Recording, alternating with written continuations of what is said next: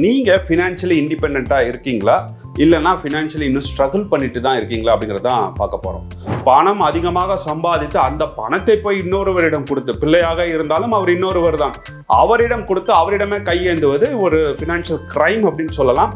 Health insurance, அதை நான் திருப்பி ஒவ்வொரு வீடியோலும் சொல்வதற்கு காரணம், ஹெல்த் இன்சூரன்ஸ் இல்லாமல் பலரும் மாட்டிக்கொள்கிறார்கள். தயவு செஞ்சு அந்த தப்பு பண்ணாதீங்க. உங்களுக்கு ஹெல்த் இன்சூரன்ஸ் வேணும்னா கமெண்ட்ல பண்ணுங்க, நம்ம தொடர்ந்து உரையாடுவோம்.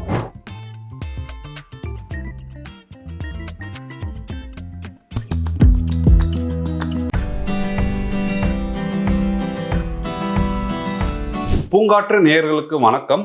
முதுமையில் நிதி நலனை பற்றி பேசிட்டு இருக்கோம். இதுல நம்ம என்ன பார்க்க போறோம் அப்படின்னா, இந்த வீடியோல நீங்க ஃபினான்ஷியலி இண்டிபெண்டா இருக்கீங்களா இல்லைன்னா ஃபினான்ஷியலி இன்னும் ஸ்ட்ரகிள் பண்ணிட்டு தான் இருக்கீங்களா அப்படிங்கிறதான் பார்க்க போறோம். இது ரொம்ப சிம்பிளான ஒரு எக்ஸாம்பிளா நம்ம தெரிஞ்சுக்கலாம். நாளைக்கே உங்களுக்கு 2 லட்சம் ரூபா ஒரு செலவு வருது அப்படின்னா, அது உங்களால தாங்கிக் கொள்ள முடியுமா, உங்களால எதிர்கொள்ள முடியுமா அப்படிங்கிற அந்த கேள்விக்கு பதில சொல்லுங்க. ஆமாம் அப்படின்னா கண்டிப்பாக நீங்க ஃபினான்ஷியலி இண்டிபெண்டா இருக்கீங்க. அப்படி இல்லை அப்படின்னா நீங்கள் ஃபினான்ஷியலி இண்டிபெண்டா இல்லை அப்படிங்கிறத நம்ம மிக எளிமையான ஒரு எக்ஸாம்பிள் மூலமாக சொல்லிடலாம். இருந்தாலும் ஒரு 4 பாயிண்ட் நான் சொல்கிறேன். இந்த 4 பாயிண்ட் உங்களுக்கு பாசிட்டிவாக வந்ததுன்னா நீங்கள் ஃபினான்ஷியலி இண்டிபெண்டா இருக்கீங்க அப்படிங்கிறத சொல்லலாம். ஃபர்ஸ்ட் மாதாந்திர வருமானம். மாதாந்திர வருமானம் ரிட்டையர்ட் ஆனதுக்கப்புறம் நமக்கு சம்பளமாக வர வாய்ப்பு இல்லை. ஆனால் அது வாடகையாக வரலாம், டிவிடெண்ட் இன்கமாக வரலாம், இல்லைனா நீங்கள் எங்கேயாவது ஒரு மியூச்சுவல் ஃபண்ட்ஸ் போட்டிங்கன்னா எஸ்டபிள்யூபி முறையில் மாதந்தோறும் நீங்கள் அந்த வருமானத்தை பெற்றுக்கொள்ளலாம். இது ஃபஸ்ட்டு சைன். இது பாசிட்டிவாக இருந்தால் நீங்கள் ஃபினான்ஷியலி இண்டிபெண்டில் ஒரு 25% பாஸ் பண்ணிட்டீங்க அப்படின்னு சொல்லலாம். ரெண்டாவது நீங்கள் யாருமே டிபெண்ட் பண்ணாமல் இருக்கீங்களா அப்படின்னு பார்க்கலாம். பிள்ளைகளை டிபெண்ட் பண்ணாமல் முக்கியமாக இருக்கணும். முன்னாடி காலத்தில் வேணால் நம்ம பிள்ளைகளை நம்பி நம்ம வாழ்க்கை இருந்தது அப்படின்னு சொல்லலாம். பிள்ளைகளும் நம்மளை பார்த்து கொண்டார்கள். ஆனால் இன்றைய காலத்தில் நம்ம ஒவ்வொருத்தரும் இன்னொருத்தருக்கு சுமையாக தான் இருக்கின்றோம். அப்படிங்கும்போது நம்ம பிள்ளைகள் அவங்க வாழ்க்கையிலேயே கஷ்டப்பட்டுட்டு இருக்கும்போது நாம் அவர்களுக்கு சுமையாக தான் இருப்போம். ஸோ நாம் அவங்க மேலே பணத்துக்காக டிபெண்ட் பண்ணாமல் இருந்தால் இன்னொரு 25 பாயிண்ட்டை நீங்கள் உங்களுக்காக கொடுத்து கொள்ளலாம் அப்படின்னு சொல்லலாம்.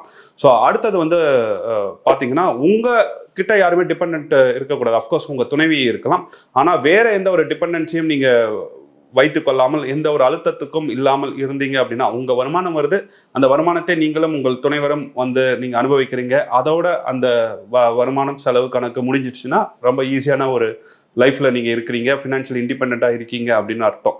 ஸோ அந்த வகையில் நீங்களும் யார் மேலேயும் டிபெண்ட்டாக இல்லாமல், அதுதான் பாயிண்ட் 2. மூணாவது பாயிண்ட்டு, உங்களை டிபெண்ட் பண்ணியும் பெரிய ஒரு கூட்டம் இல்லாமல் இருந்தால், முக்கியமாக பிள்ளைகள் யாரும் இல்லாமல் இருந்தால் நீங்கள் ஒரு ஃபினான்ஷியல் இண்டிபெண்டோட இருக்கீங்க அப்படின்னு சொல்லலாம். நாலாவது பார்த்தீங்கன்னா, நீங்கள் எல்லாத்தையுமே டாக்குமெண்ட் பண்ணி வைத்துக்கொள்ள வேண்டும். என்ன ஃபினான்ஷியல் ஆக்டிவிட்டீஸ் பண்ணுறீங்களோ அது உங்கள் கண் பார்வைக்கு எப்போதுமே இருக்கணும். அது இருந்தால் மட்டும்தான் உங்களால் சரியான செயல்பாடுகளை செய்ய முடியும்.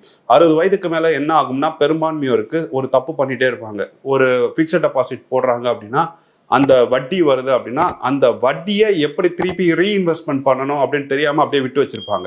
இதற்கு மிக முக்கியமான காரணம், அந்த மாதிரியான ஒரு ஃபிக்ஸட் டெபாசிட் போட்டு வைத்திருக்கிறேன் அப்படிங்கிற அந்த டாக்குமெண்டேஷனே ஒரு ப்ராப்பராக இல்லாமல் இருக்கும். இது நான் சொன்னது ஒரு எளிய எக்ஸாம்பிள், பட் இதை பெருசாக விரிவு பண்ணிட்டு போகலாம்.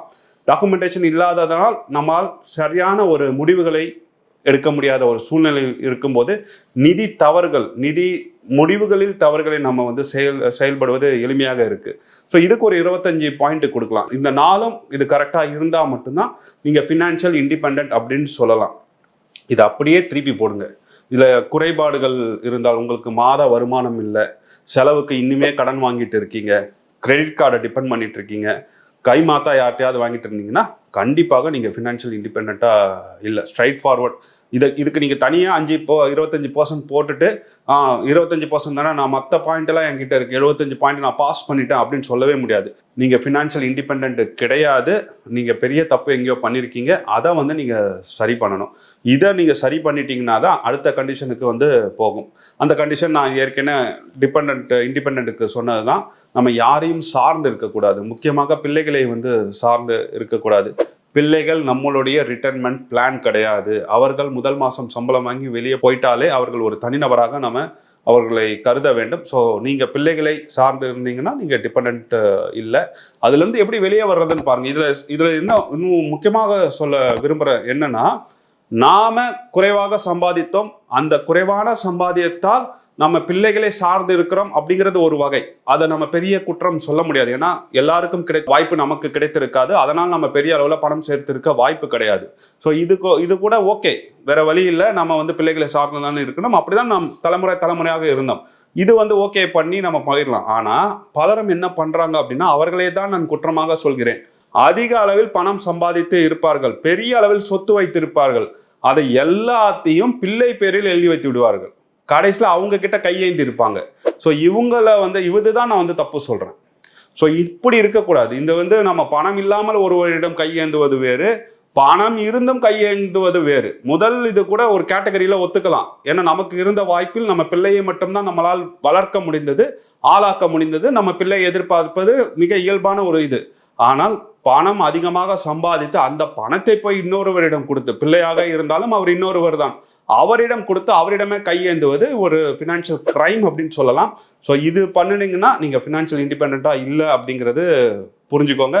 எமர்ஜென்சி ஃபண்ட் இல்லை அப்படின்னா, முக்கியமாக ஹெல்த் இன்சூரன்ஸ், அதை நான் திருப்பி ஒவ்வொரு வீடியோலும் சொல்வதற்கு காரணம், ஹெல்த் இன்சூரன்ஸ் இல்லாமல் பலரும் மாட்டிக்கொள்கிறார்கள். தயவு செஞ்சால் இந்த தப்பு பண்ணாதீங்க. உங்களுக்கு ஹெல்த் இன்சூரன்ஸ் வேணும்னா கமெண்ட்ல பண்ணுங்க, நம்ம தொடர்ந்து உரையாடுவோம். ஸோ கண்டிப்பாக எமர்ஜென்சி ஃபண்ட், ஹெல்த் இன்சூரன்ஸ் கண்டிப்பாக வைத்துக்கொள்ள வேண்டும். நீங்கள் இது இல்லை அப்படின்னா ஃபினான்ஷியல் இண்டிபெண்டன்ட் நீங்க கிடையாது, டிபெண்ட் பண்ணி தான் இருக்க போறீங்க அப்படிங்கிறத சொல்லலாம். 4வது டாக்குமெண்டேஷன். கண்டிப்பாக டாக்குமெண்டேஷனை வந்து நீங்க மெயின்டைன் பண்ணணும். அந்த டாக்குமெண்டேஷன் மட்டும்தான் உங்களுடைய தரவுகள் அத்தனையும் ஒரே இடத்துல குவித்து உங்களுக்கு இன்ஃபர்மேஷனை பாஸ் பண்ணும். ஸோ இதில் நீங்கள் சொல்லுங்கள், நீங்கள் ஃபினான்ஷியல் இண்டிபெண்ட்டாக இல்லை நீங்கள் ஃபினான்ஷியல் இண்டிபெண்ட் இல்லையா அப்படிங்கிறத கமெண்ட்ல சொல்லுங்கள். நான் சொன்ன விஷயங்களோட கூடுதலாக நீங்களும் ஆட் பண்ணுங்க, மற்றவங்களுக்கு அது ஒரு புரிதலாக இருக்கும். நம்மளுடைய அனுபவம் எல்லாமே நமக்கு வளர்ச்சியை தரும். நன்றி. பூங்காற்று, இது நாளைய நல்வாழ்வுக்கான வழிகாட்டு.